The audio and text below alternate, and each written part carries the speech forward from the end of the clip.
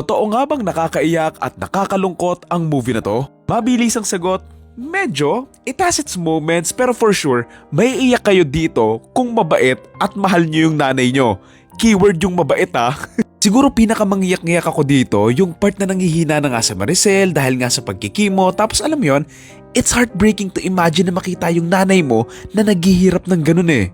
By the way, sa mga hindi nakakaalam, ang gumawa nito ang gumawa din sa movie na Seven Sundays and kita nyo din naman yung similarities nila. Ding Dong si Piolo, si Joshua si Aga, si JK si Enrique, and si Belle, siguro siya si Kristen Reyes. Title na to ay Meet, Greet, and Buy at ang kwento na to ay tungkol nga sa isang grupo ng magkakapatid na magugulat at matatakot nang malaman nga nilang bumalik yung cancer nga ng nanay nila pero this time, malala na nga ito. Siyempre mga anak sila na mahal nga nila yung nanay nila kaya naman gagawin nga nila ang lahat para mapagamot at maligtas yung nanay nila. Pero ayun nga lang, hindi ito magiging madali dahil bukod sa ayaw na nga nung nanay na magpagamot nga ulit, hindi rin maganda yung relasyon ng magkakapatid sa isa't isa. Kaya naman para mapagamot nga yung nanay nila, dito nga nila kakailanganing magtulungan at dito nga mauungkat yung mga problema at away nga nila sa isa't isa na mas magpapahirap sa sitwasyon nila. So yun na nga, would I say na it's better than Seven Sundays? Hindi siguro, pero this one is different. Gusto ko munang purihin si Cathy Garcia Sampana kasi isa siya sa mga Filipino director na kahit papaano, yung mga gawa niya mula noon hanggang ngayon, consistent pa din, lalong-lalo na nga yung mga kwento niya. May kabuluhan, may puso, may magandang message at laging kwento ng mga pamilya, tao, or basta makaka-relate yung mga kapwa nga din nating mga Filipino.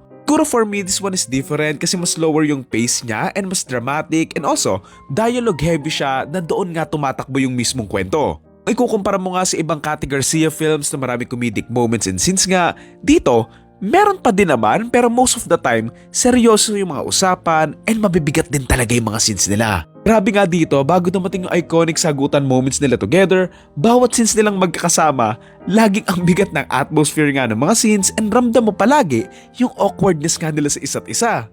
Yung tipong wala ka naman doon sa mismong scene, pero parang may kasalanan ka din. Honestly, may mga times sa movie na medyo nahirapan akong panoorin kasi nga, sobra-sobra yung tensyon nung magkakapatid eh. Siyempre maliban nga sa writers, kudos din naman sa mga actors nga nila dito kasi nga sobrang natural na mga acting nila and believable talaga silang magkakapatid na merong tampo talaga sa isa't isa.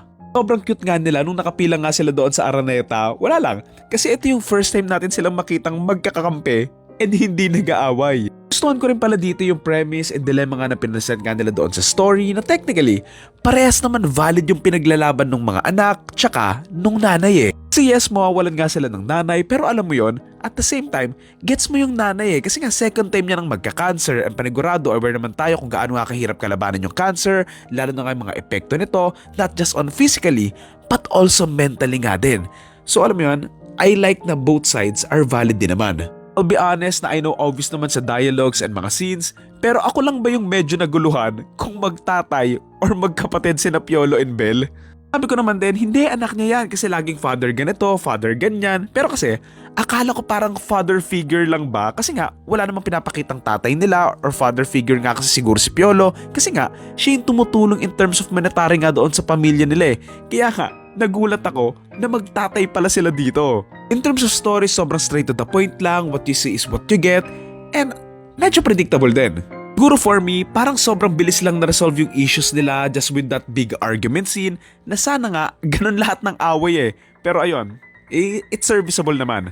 Feeling ko din na kulangan ng background on each character nga na nakilala nga lang natin sila through kwento ng mga nakaraan and all and walang masyadong significant na nangyari nga doon sa mga present scenes without the help of the past happenings nga.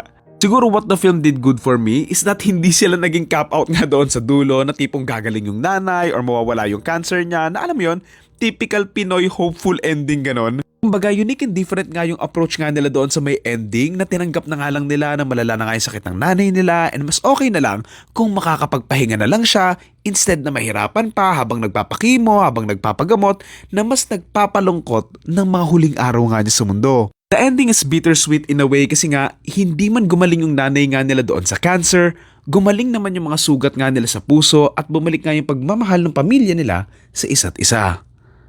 Okay, lastly for me, I think yung nanay nataygi nga siya doon sa dulo ay napunta na nga siya doon sa langit habang pinapanood nga niya yung mga anak niya na nagsiswimming, na masaya nga together. Na yun, kudos din pala doon kasi nga, meron silang iniwang mystery sa audience kung natigok ba yung nanay or nasa beach din talaga si PSJ. So yun again, ang title ng film ay Meet, Greet and Buy and ang torta rating ko for this ay 6.5 out of 10.